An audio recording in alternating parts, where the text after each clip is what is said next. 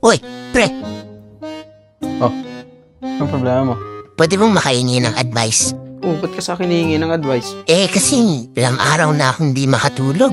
Hindi ka makatulog. Bakit? May pamilya ka na ba? May mga anak ka na?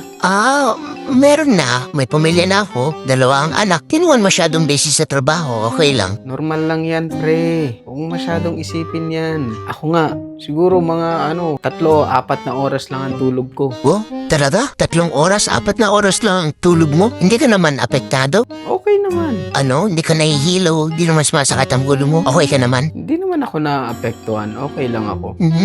Ay, syempre Okay na okay. Ano bang sekreto mo? Okay lang ako. Normal lang. Tama pa yung pag-iisip ko. Hindi naman ako nag-hallucinate. Matibay ata to. Aray ko. Kailangan ko nang matulog.